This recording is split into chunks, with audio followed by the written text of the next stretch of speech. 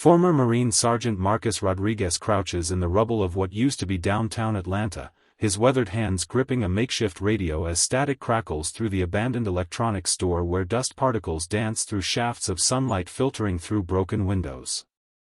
3 years have passed since the outbreak turned 80% of the population into flesh-hungry monsters, leaving scattered pockets of survivors fighting for scraps in a world dominated by the undead, and Marcus has learned to move through the devastated cityscape like a ghost, avoiding the shambling hordes that wander aimlessly through streets littered with abandoned vehicles and bleached bones. The quarantine zones established by the military have become death traps where desperate survivors found themselves trapped with insufficient supplies and inadequate defenses against overwhelming numbers of infected, and most government safe havens have fallen to zombie hordes that seem to grow larger and more aggressive with each passing month, leaving only the most resourceful and determined humans alive in hidden refuges scattered across the wasteland that America has become. Marcus adjusts the frequency dial with practiced precision, searching for any sign of human life beyond his small group of survivors holed up in an old subway tunnel 15 blocks from his current position, listening for the familiar voices of other resistance groups or perhaps news from military remnants that might still be fighting somewhere in the chaos. The electronics store provides temporary shelter from the afternoon heat and wandering zombies, but Marcus knows he cannot stay long because infected are drawn to any unusual sounds or activity, and his radio transmissions could easily attract unwanted attention from the creatures that patrol these abandoned streets with supernatural persistence and hunger.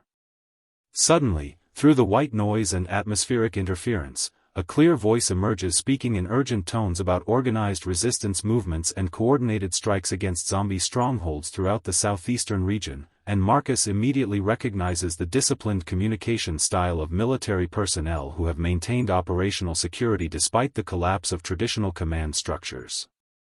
The transmission mentions specific coordinates and detailed tactical information about retaking major cities through strategic warfare rather than simple day-to-day survival, and the speaker discusses logistical support, weapons caches, and training facilities that suggest a far more sophisticated operation than the scattered survivor groups Marcus has encountered over the past 3 years of constant struggle.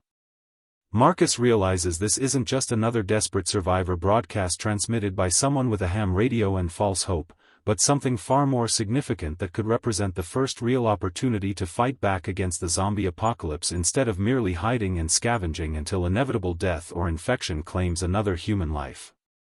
The voice identifies itself as Colonel Patricia Hayes from the New American Liberation Front, a name Marcus has never heard despite his extensive contacts throughout the resistance community, and she speaks with the authority and confidence of someone who has successfully organized military operations in the post-apocalyptic environment. Colonel Hayes claims they have discovered significant weaknesses in zombie behavior patterns through careful scientific study and field observation, and that her organization has developed new weapons and tactics specifically designed to combat the undead threat with unprecedented effectiveness, suggesting that humanity might actually have a chance to reclaim their world rather than simply delaying the inevitable extinction of the human race. The transmission includes detailed information about recruitment procedures, training programs, and operational security measures that demonstrate this resistance movement has evolved far beyond desperate survival tactics into genuine military capabilities that could challenge zombie dominance across entire regions. As Marcus scribbles down coordinates and radio frequencies on a scrap of paper torn from an old magazine, his excitement builds at the possibility that organized human resistance has finally developed the strength and coordination necessary to launch offensive operations rather than defensive holding actions, and he begins planning how to convince his companions that this opportunity might represent their only chance for real freedom from the constant fear and desperation that has defined their existence since the outbreak began. However, as he continues listening to Colonel Hayes describe sophisticated tactics and equipment that seem almost too good to be true, Marcus notices movement outside the store window where shadows shift between abandoned cars and debris piles, suggesting that his radio activity may have attracted unwanted attention from the infected that wander these streets in search of human prey. The shadows move with the characteristic jerky movements of zombies, but there seems to be more coordination and purpose in their approach than Marcus typically observes from the mindless creatures that usually stumble through the urban wasteland without direction or strategy, and he begins to suspect that his radio transmissions may have triggered some kind of response that goes beyond simple attraction to unusual sounds. Marcus quickly switches off the radio and checks his weapons while continuing to watch the approaching figures through the grimy store window, calculating escape routes and defensive positions while simultaneously trying to memorize the crucial information he has just received from Colonel Hayes and her mysterious Liberation Front. The implications of organized zombie behavior trouble him deeply because it suggests that the infected may be evolving or adapting in ways that make them far more dangerous than anyone has realized, and the possibility that his radioactivity could serve as some kind of signal or beacon to coordinated zombie forces fills him with urgent concern for both his immediate safety and the long-term prospects for human survival in this transformed world. As the shadows draw closer and Marcus prepares to abandon his position and return to the subway tunnel where his companions wait for news from his reconnaissance mission, he clutches the paper containing Colonel Hayes' coordinates and wonders whether this mysterious Liberation Front represents genuine hope for humanity's future or merely another trap in a world where hope itself has become the deadliest luxury that desperate survivors can no longer afford to embrace without potentially fatal consequences.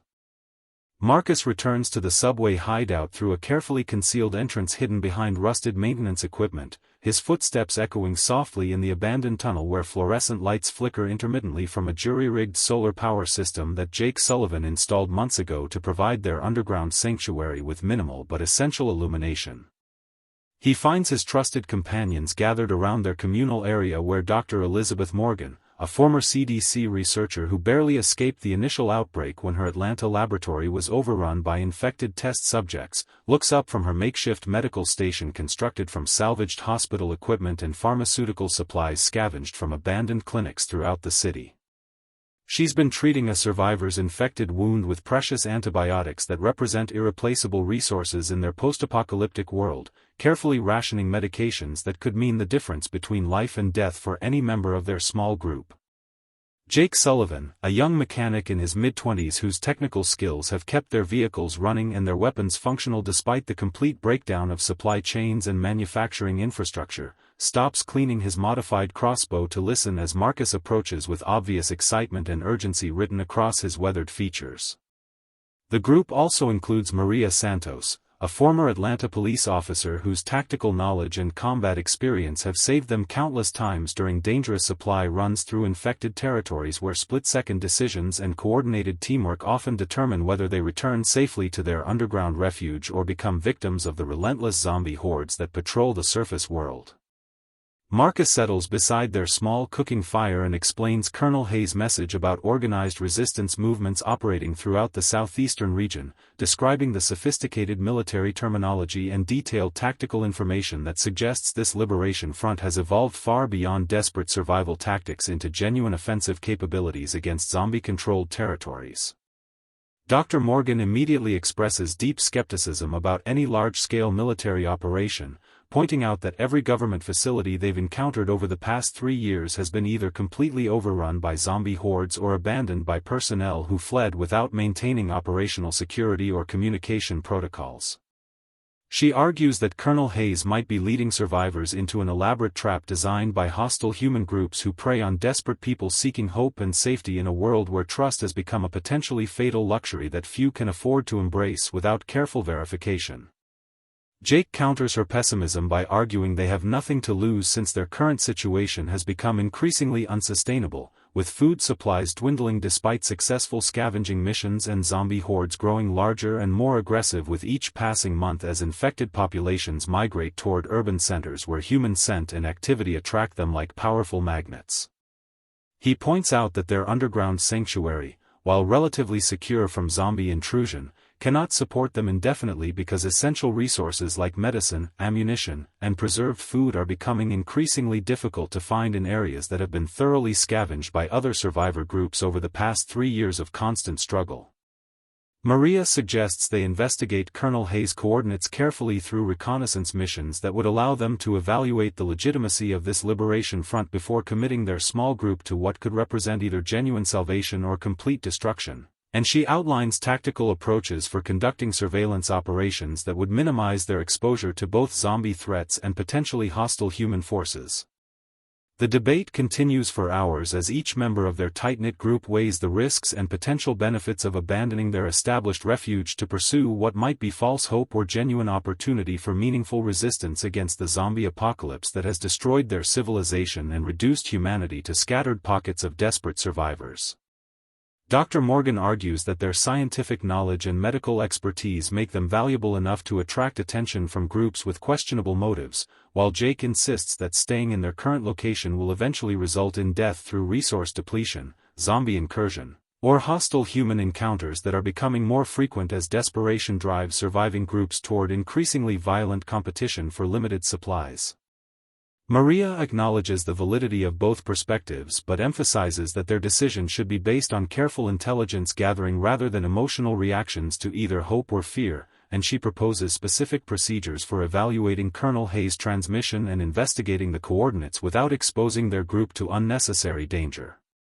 As the discussion intensifies, distant moans echo through the tunnel system from zombie wanderers who patrol the subway networks in search of human prey, their haunting sound serving as constant reminders that death lurks just beyond their temporary sanctuary and that every decision they make could determine whether they survive another day in their crumbling world. The flickering lights cast dancing shadows on tunnel walls covered with maps, supply inventories, and tactical diagrams that represent their accumulated knowledge about zombie behavior patterns, safe routes through the city, and resource locations that have sustained them through months of careful survival strategy.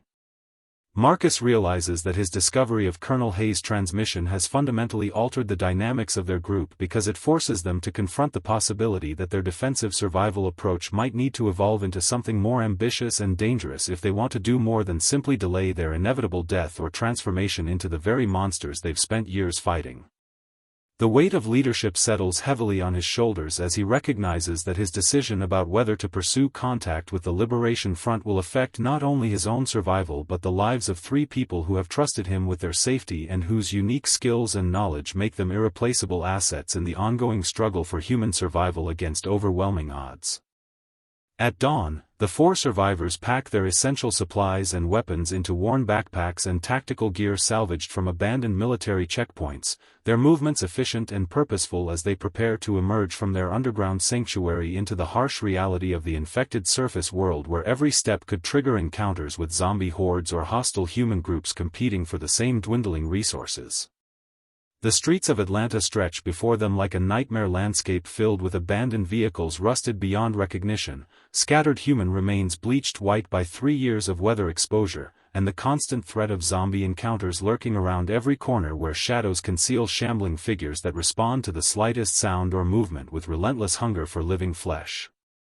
Marcus leads the group through carefully planned routes that avoid major intersections where zombie hordes typically gather in large numbers, following predetermined pathways mapped during months of reconnaissance missions that identified safe houses, resource caches, and escape routes throughout the urban wasteland that Atlanta has become since the outbreak transformed a thriving metropolitan area into a death trap for the living.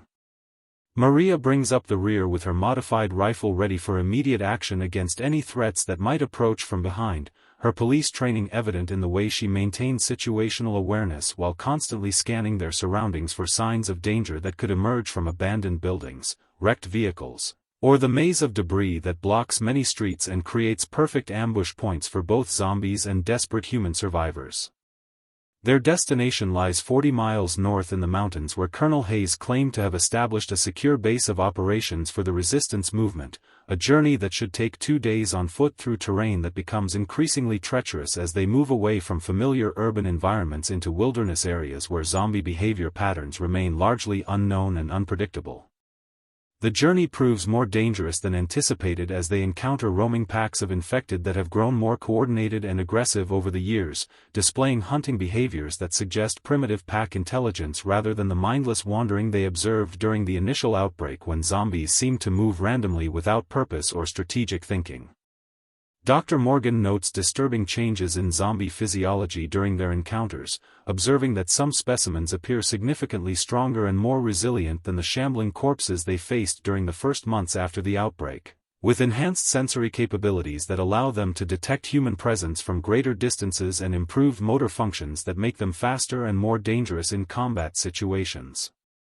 These evolved zombies display tactical awareness that contradicts everything the survivors thought they knew about undead intelligence, coordinating their attacks in ways that suggest either natural adaptation or external control by unknown forces that have learned to weaponize the infected population for strategic purposes. Jake's mechanical expertise proves invaluable when their salvaged military vehicle breaks down in the middle of infected territory due to engine problems caused by contaminated fuel and worn components that cannot be properly maintained without access to replacement parts and specialized tools. He works frantically to perform emergency repairs while the others maintain a defensive perimeter against approaching threats, using makeshift barriers constructed from vehicle debris to create choke points that force attacking zombies into kill zones where concentrated firepower can eliminate them more efficiently. The sound of gunfire and mechanical work attracts additional zombie attention from surrounding areas, creating an escalating crisis that threatens to overwhelm their small group as infected converge on their position from multiple directions with disturbing coordination that suggests they may be responding to some form of communication or command signal. As they progress deeper into the wilderness beyond Atlanta's suburban sprawl, they discover evidence of recent military activity, including abandoned supply caches marked with military designation codes, hastily constructed defensive positions that show signs of fierce fighting, and vehicle tracks that indicate organized human movement through areas previously assumed to be completely abandoned and devoid of human presence. The supply caches contain equipment and ammunition that appears to have been deliberately placed for retrieval by authorized personnel, suggesting that Colonel Hayes' Liberation Front might indeed represent legitimate military operations rather than desperate survivor groups making exaggerated claims about their capabilities and resources. However, the defensive positions also show evidence of heavy casualties and strategic withdrawal under pressure, indicating that even organized military forces have struggled against the zombie threat and that the resistance movement may have suffered significant losses during their operations against entrenched undead populations. Trail markers and communication equipment discovered at several locations provide additional confirmation that coordinated human activity continues throughout the region, but the presence of zombie remains displaying unusual wounds and tactical positioning suggests that the infected have also evolved countermeasures against organized human resistance efforts. As night falls and the survivors establish a temporary camp in an abandoned ranger station, Marcus reflects on the implications of their discoveries while maintaining watch against nocturnal zombie activity that tends to increase during darkness when the infected become more active and aggressive in their hunting behavior. The evidence they've gathered suggests that their decision to seek out Colonel Hayes was correct, but it also indicates that the conflict between humans and zombies has evolved far beyond simple survival scenarios into a complex military situation where both sides have developed sophisticated tactics and capabilities that make victory uncertain for either faction. The ranger station provides temporary shelter and security, but distant sounds of zombie activity remind them that they remain deep in hostile territory where discovery could result in swift death or transformation into the very creatures they've spent years fighting. And Marcus realizes that their journey to find the resistance base represents not just a search for allies but a fundamental transition from defensive survival to offensive warfare that will test their skills and commitment in ways they cannot yet imagine. Following Colonel Hayes' coordinates leads the survivors through dense mountain terrain to what initially appears to be an abandoned mining facility built into the mountainside, its weathered concrete structures and rusted equipment suggesting decades of disuse, but closer inspection reveals sophisticated defensive measures including concealed observation points, camouflaged barriers, and hidden entrances that indicate active human habitation despite the facility's carefully maintained appearance of abandonment. Marcus approaches the designated meeting point with extreme caution, his military training evident in the way he signals his companions to maintain defensive positions while he advances alone toward what could be either salvation or an elaborate trap designed by hostile groups who have learned to exploit desperate survivors seeking hope in the post-apocalyptic wasteland. Armed sentries emerge from concealed positions carved into the rocky terrain, their military bearing and well-maintained equipment immediately distinguishing them from the ragged survivor groups the team has encountered throughout their 3-year struggle for survival, and their disciplined movements and coordinated positioning demonstrate tactical proficiency that suggests genuine military training rather than improvised combat skills learned through desperate experience. Colonel Patricia Hayes herself greets them at the facility's main entrance, a stern-faced woman in her 50s whose commanding presence and confident demeanor immediately establish her credibility as a military leader who has successfully adapted to the challenges of organizing resistance operations in a world where traditional command structures have collapsed under the weight of zombie apocalypse. Her uniform, while adapted for post-apocalyptic conditions, maintains military standards and insignia that indicate she has preserved both her authority and organizational capabilities despite the complete breakdown of government infrastructure and communication networks that once supported military operations across the continental United States. The underground facility extends deep into the mountain through natural caves and excavated tunnels that house nearly 200 survivors, including former military personnel from various branches of service, scientists and researchers who escaped from overrun government facilities, engineers whose technical expertise has proven invaluable for maintaining equipment and infrastructure, and civilian specialists who have contributed their unique skills to building a true fighting force capable of conducting offensive operations against zombie-controlled territories throughout the southeastern region.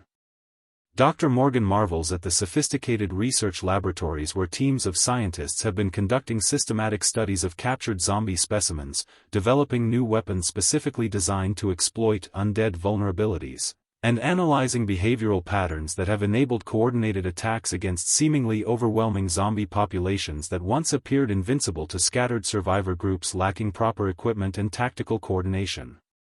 The laboratory facilities include containment areas where live zombie subjects undergo controlled testing to determine optimal methods for neutralizing infected individuals, medical research stations where scientists study the biological mechanisms of zombie infection and potential treatments for recently infected humans, and weapons development workshops where engineers create specialized ammunition and equipment designed to maximize effectiveness against undead targets while minimizing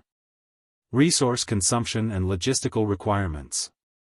Colonel Hayes explains that their intelligence network spans across multiple states through a complex communication system that coordinates with other resistance cells to plan simultaneous strikes designed to prevent zombie hordes from reinforcing each other during major operations, a strategic approach that requires precise timing and extensive reconnaissance to identify key targets and optimal strike opportunities.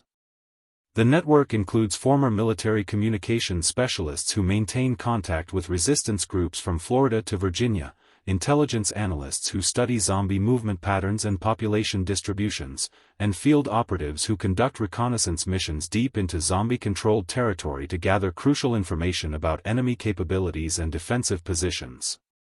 The base features comprehensive training facilities where new recruits learn specialized combat techniques developed specifically for fighting undead enemies, weapons workshops where technical specialists maintain and modify equipment for optimal performance against zombie targets, and communication centers that coordinate complex operations across vast distances using encrypted radio networks and sophisticated relay systems that have evaded detection by both zombie forces and hostile human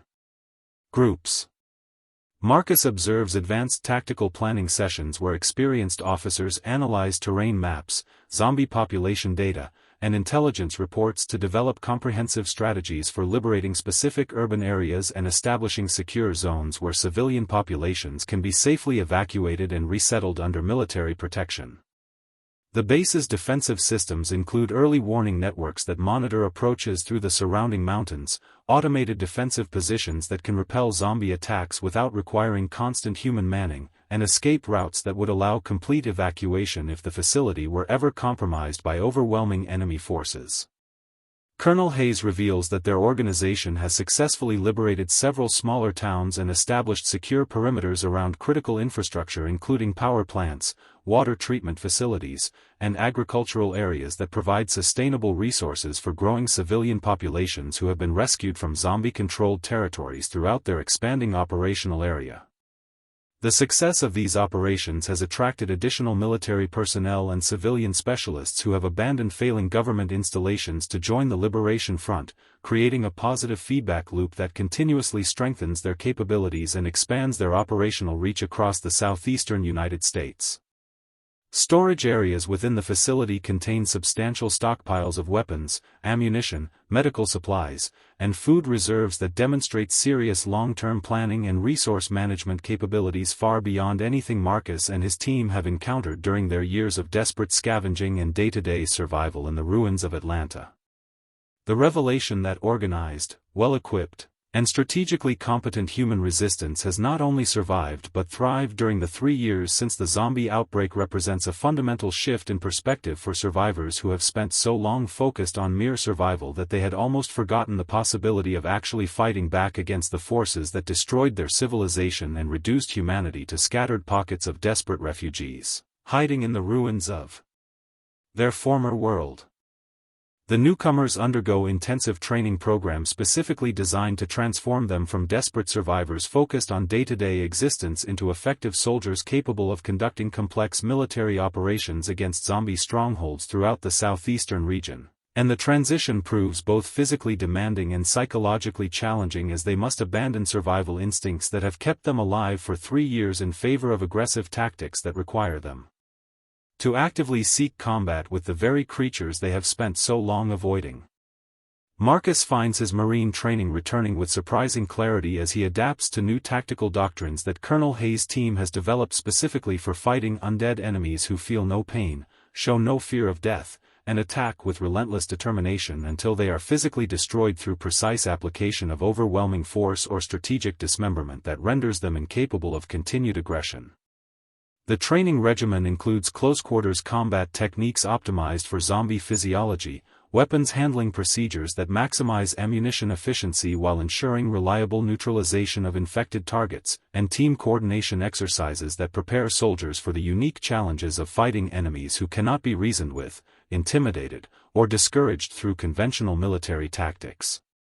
Dr. Morgan works closely with the base's research team in advanced laboratory facilities, sharing her extensive CDC knowledge about viral transmission mechanisms and biological containment procedures while learning about breakthrough discoveries regarding zombie physiology, metabolic processes, and potential weaknesses that could be exploited during large-scale offensive operations against heavily fortified zombie populations that have established territorial control over major urban centers.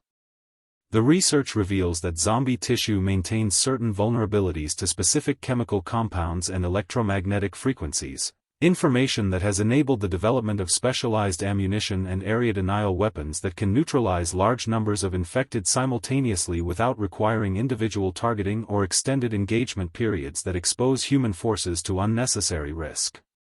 During classified briefings held in secure conference rooms deep within the mountain facility, Colonel Hayes reveals disturbing intelligence indicating that the zombie outbreak did not originate from natural mutation or accidental laboratory contamination, but rather from illegal biological weapons research conducted by government contractors who were developing enhanced soldiers and population control mechanisms for military applications that spiraled completely out of control when containment protocols failed.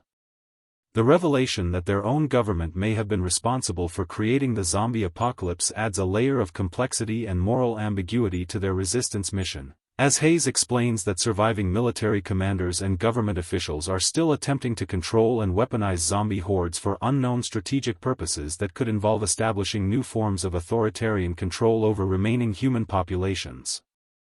Intelligence intercepts suggest that certain zombie variants were intentionally created as military assets designed to be controllable through technological means, and that somewhere in the chaos of the post-apocalyptic landscape, military installations are still operational and actively working to refine their control over infected populations while eliminating independent human settlements that might threaten their long-term objectives.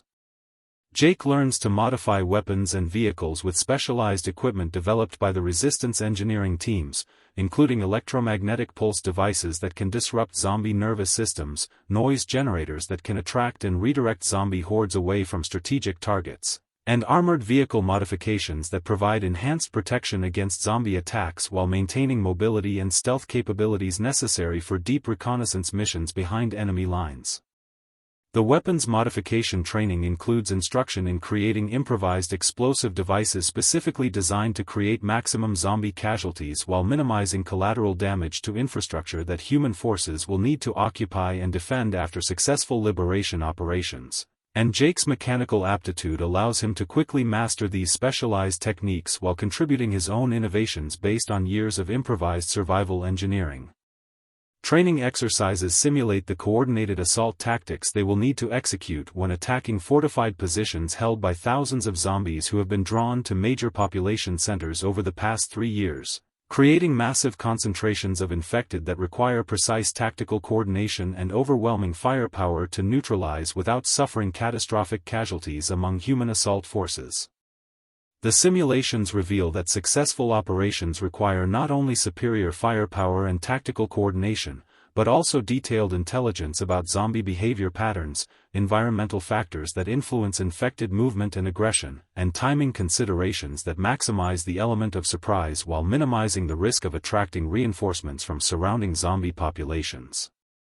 Maria excels in the tactical planning courses where experienced resistance officers share hard-won knowledge about urban warfare against zombie opponents, including techniques for clearing buildings room by room, establishing secure perimeters around liberated areas, and coordinating evacuation procedures for rescued civilians who may be traumatized, injured, or infected with conditions that require immediate medical attention.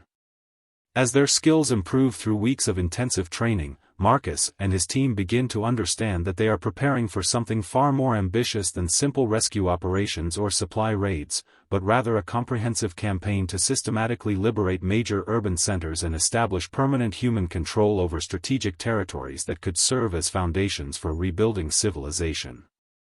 The scope and complexity of the planned operations become clear during advanced strategy sessions where Colonel Hayes outlines multi-phase campaigns involving simultaneous attacks on multiple cities, coordinated with resistance cells across several states, designed to prevent zombie forces from concentrating their numbers and overwhelming individual human positions through sheer numerical superiority. The training culminates in realistic field exercises conducted in abandoned towns near the mountain base, where trainees must demonstrate their ability to work as cohesive units while adapting to unexpected challenges and equipment failures that could occur during actual combat operations in hostile territory where mistakes result in death or transformation into the very enemies they have sworn to fight against in their quest to reclaim humanity's rightful place in a world that has been dominated by the undead for far too long. Colonel Hayes assigns Marcus and his team to participate in their first major offensive operation targeting the zombie-controlled city of Savannah, where intelligence reports indicate thousands of survivors are believed to be trapped in various secure locations throughout the urban area, including hospital-safe rooms, reinforced government buildings, and underground shelters that have maintained defensive perimeters for over 2 years despite constant pressure from massive zombie populations that have transformed the historic city into a nightmarish fortress of the undead. The mission involves coordinated strikes by multiple resistance teams who will simultaneously attack different sectors of the city while specialized rescue units work to locate and evacuate trapped civilians through secure corridors established by combat engineers who must clear zombie-infested streets and buildings under intense pressure from converging enemy forces. Intelligence gathered from aerial reconnaissance and intercepted radio transmissions suggests that the zombie population has organized itself around key infrastructure points including the main hospital complex, several schools that served as emergency shelters, and government buildings where automated defense systems may still be protecting survivor enclaves that have managed to maintain communication with the outside world despite being completely surrounded by hostile territory.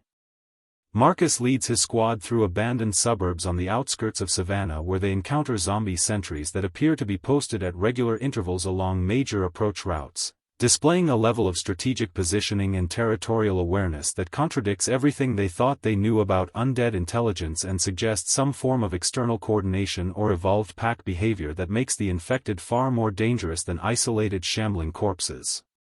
The zombie sentries demonstrate enhanced sensory capabilities and coordinated response patterns, immediately alerting nearby infected populations when human forces are detected and triggering organized defensive reactions that indicate sophisticated communication methods and tactical awareness that have evolved far beyond the mindless wandering behavior observed during the initial outbreak 3 years ago.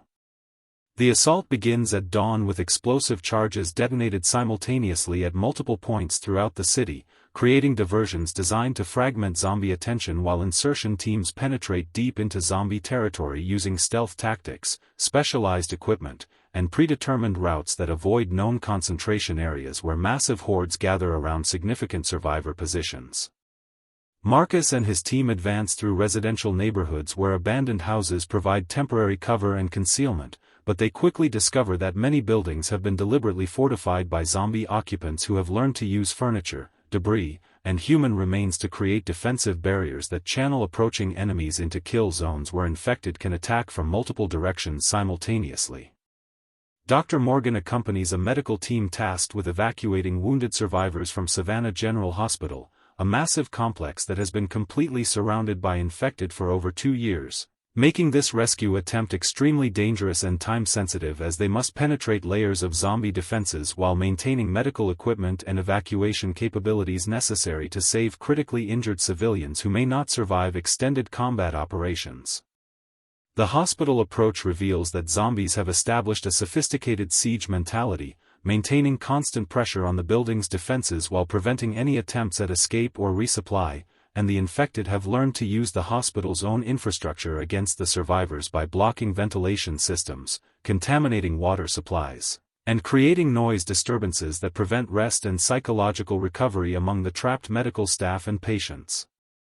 Fighting erupts throughout the city as zombie hordes respond to the coordinated attacks with alarming speed and organization, converging on resistance positions with tactical awareness that suggests they are operating under some form of centralized command structure or advanced instinctual coordination that enables them to concentrate overwhelming numbers against specific human positions while maintaining defensive coverage of critical areas.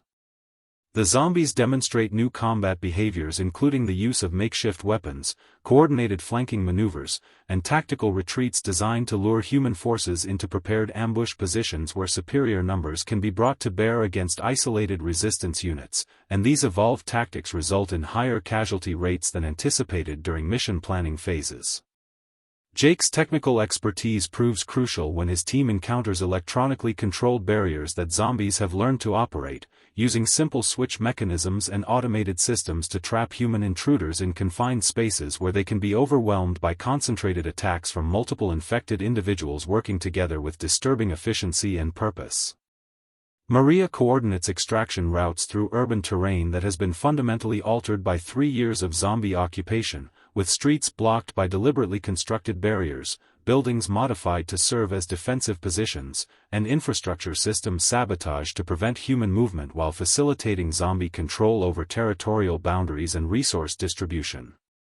Despite facing unexpectedly sophisticated resistance from evolved zombie variants that display enhanced physical capabilities, improved coordination skills, and tactical awareness that rivals trained military units, the mission succeeds in evacuating over 300 survivors while gathering crucial intelligence about zombie behavior patterns, organizational structures, and technological adaptation that will inform future operations against increasingly dangerous undead opponents.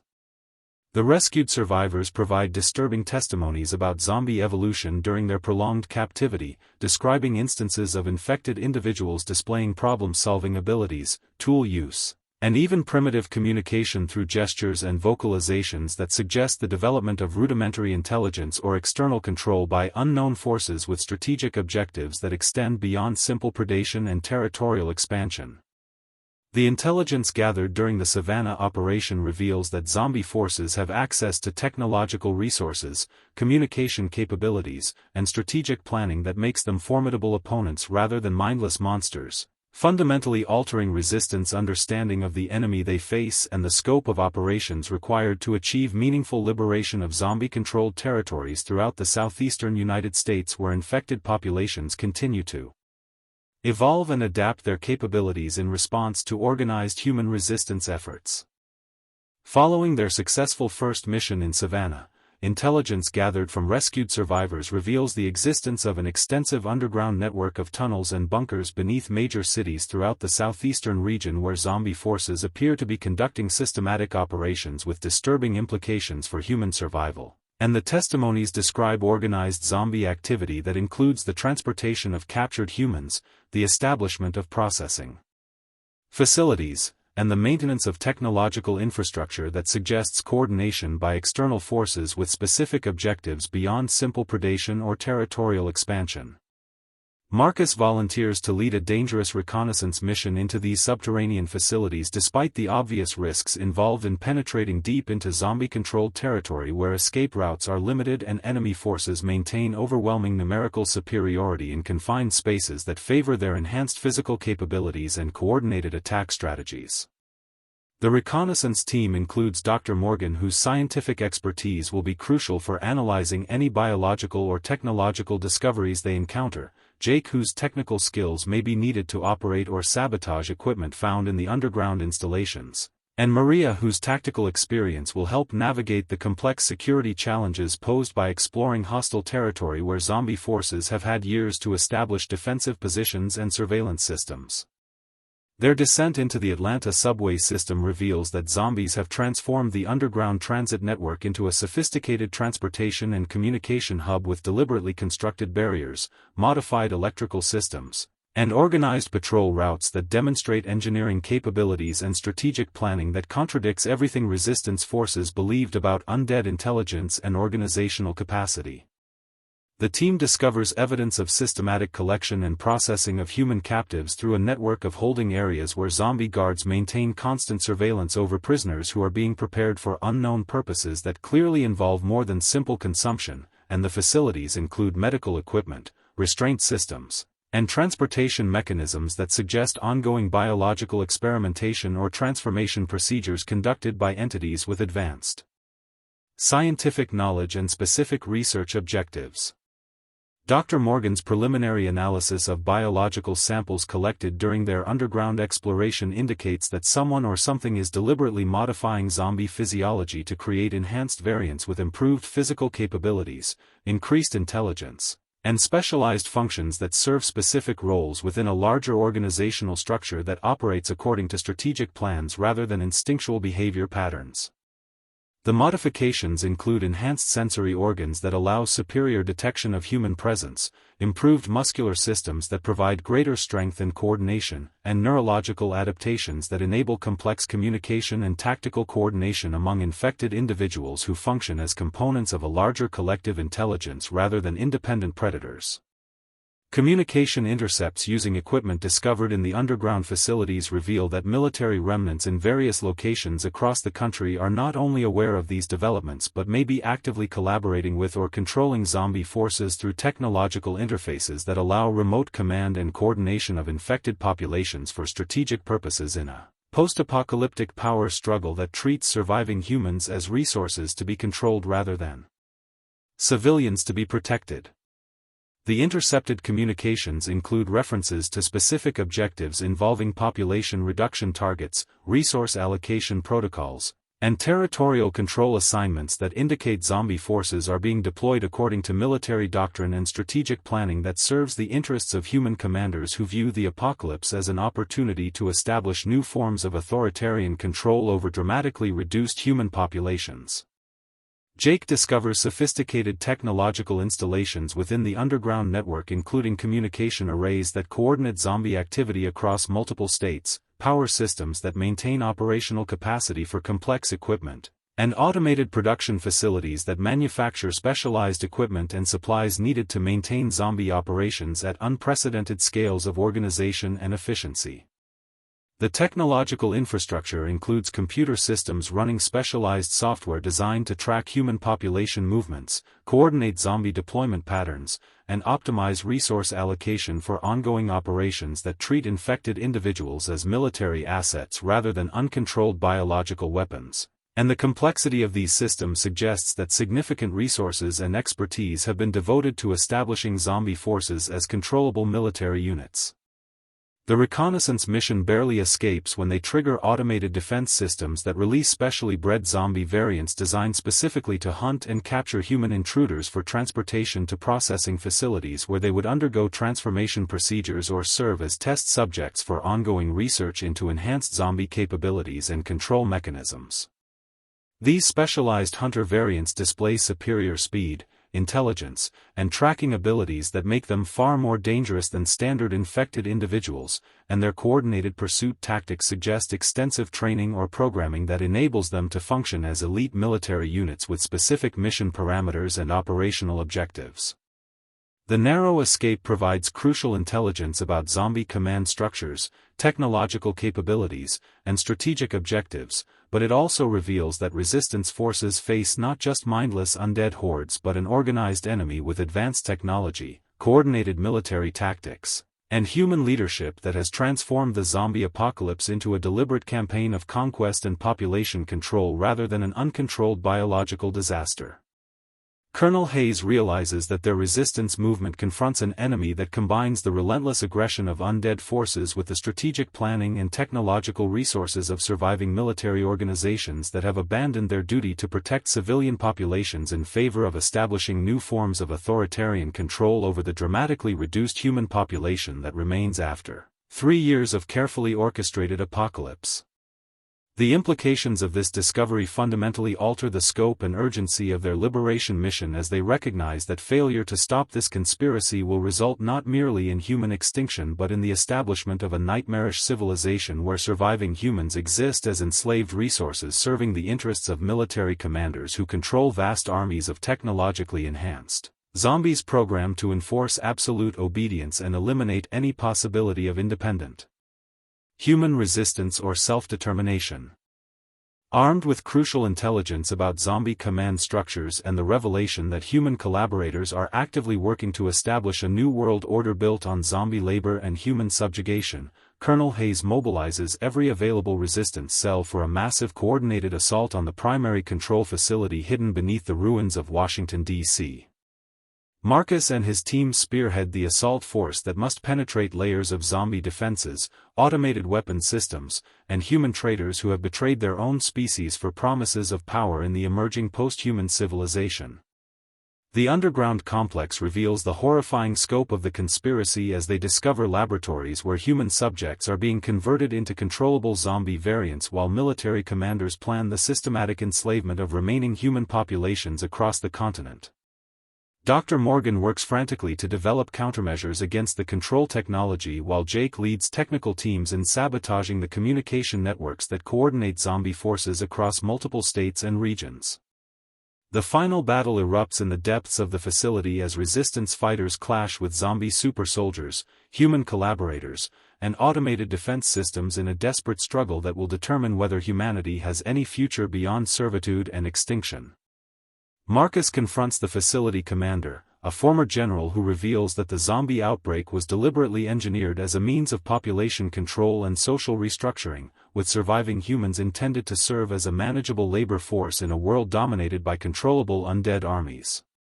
Through heroic sacrifice and tactical brilliance, the resistance succeeds in destroying the control network and eliminating the leadership responsible for the conspiracy, but victory comes at enormous cost as many brave fighters give their lives to ensure that humanity will have the chance to rebuild civilization on its own terms.